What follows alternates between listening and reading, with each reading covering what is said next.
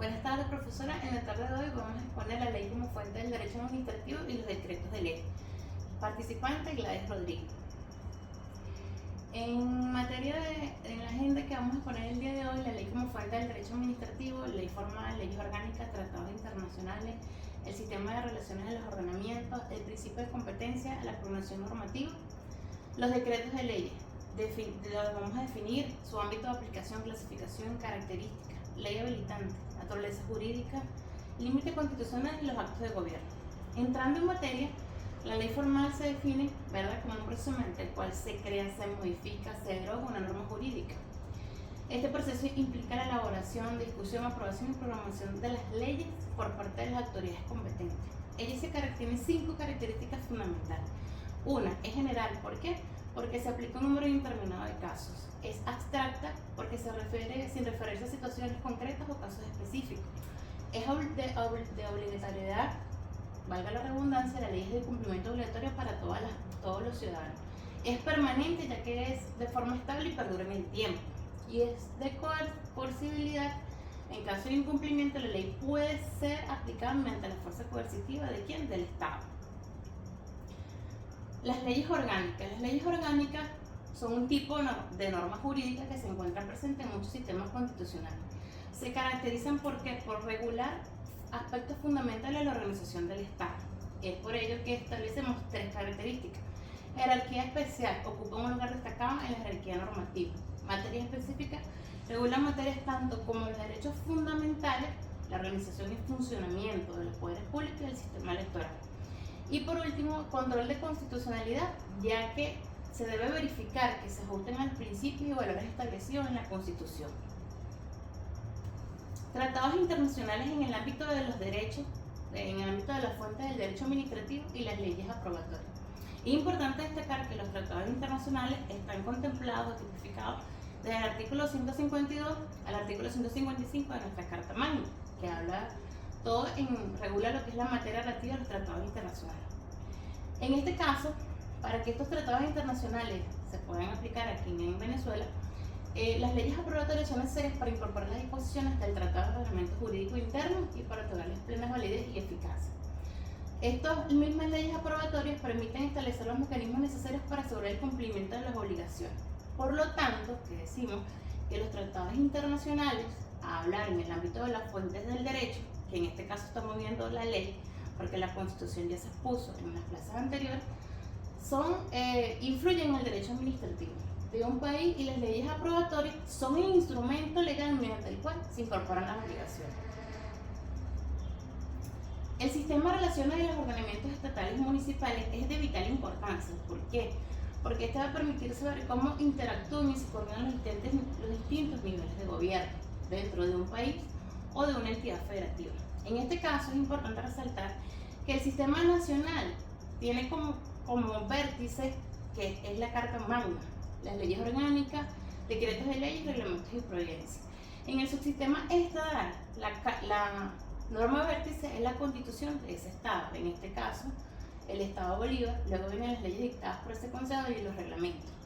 Y en el subsistema municipal, la norma vértice es la ley orgánica del poder público municipal, leyes municipales, reglamentos municipales. En este caso, Chacao, su norma vértice, la ley orgánica del poder y las leyes municipales. El principio de competencia se aplica en distintos ámbitos del derecho. En este caso, en el derecho administrativo es fundamental para el funcionamiento del Estado de Derecho y para asegurar las instituciones públicas que actúen dentro de los límites legales establecidos.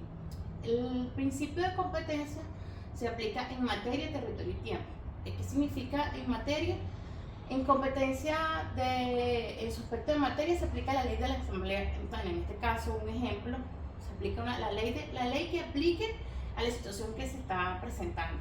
En territorio es un principio de competencia en su aspecto territorial, si sucede en qué municipio, si en Chacao, si en Sucre. Y de tiempo es un principio de competencia en su aspecto temporal, porque depende del lugar, del momento y la hora que haya ocurrido el acontecimiento.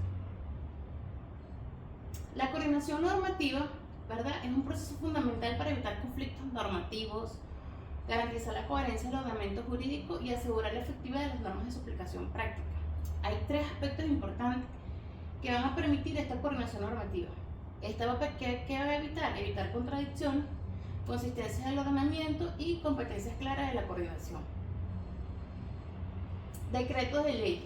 Los decretos de ley son normas jurídicas dictadas por el Poder Ejecutivo en situaciones de emergencia o necesidad urgente. ¿Cuál es su ámbito de aplicación? Tiene 3 ámbitos de aplicación: emergencia sanitaria, crisis económica y seguridad nacional. ¿Cómo se clasifican? Según su contenido, por decretos de leyes económicas, por decretos de leyes sanitarias, por decretos de leyes de seguridad. Su ámbito de aplicación: decretos de leyes nacionales, decretos de leyes regionales. Y según su naturaleza jurídica, decretos de leyes autónomas y decretos de leyes delegados. ¿Cuáles son sus características? Son 3: origen y fundamentación, ámbito temporal y limitaciones, que van a estar intrínsecamente relacionadas con que se establezcan por situaciones de emergencia o necesidad urgente. La ley habilitante es un instrumento jurídico que otorga al Poder Ejecutivo la facultad de dictar decretos con rango y fuerza de ley en materias específicas por un periodo determinado. Su naturaleza jurídica va a depender del contexto jurídico y constitución de cada país. Y sus límites constitucionales se establecen 5. El primero es la reserva de ley. Esta ley habilitante no puede ser aplicada para legislar sobre estas materias reservadas. Duración y prórroga suelen fijarse por un plazo mínimo para el ejercicio de las facultades. En materias específicas se limitan a materias específicas y claramente definidas. Control parlamentario son mecanismos que permiten el control parlamentario para la revisión y evaluación de la revocación de dichas normas. Y por último, el procedimiento especial, que puede necesitar esa ley habilitante que pueda recurrir una mayoría calificada en el órgano legislativo u otros requisitos formales adicionales.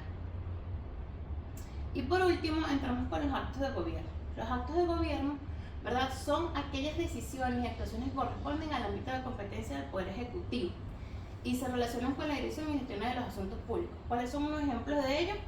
Indulto, expulsión de extranjeros, prohibición de entradas extranjeras al país, medidas adoptadas en el curso de una guerra nacional y celebración de tratados internacionales. Con esto damos finalizado los temas 5 y 6 de la Cátedra de Derecho Administrativo. Espero haya cumplido con las expectativas. Muchas gracias por su atención.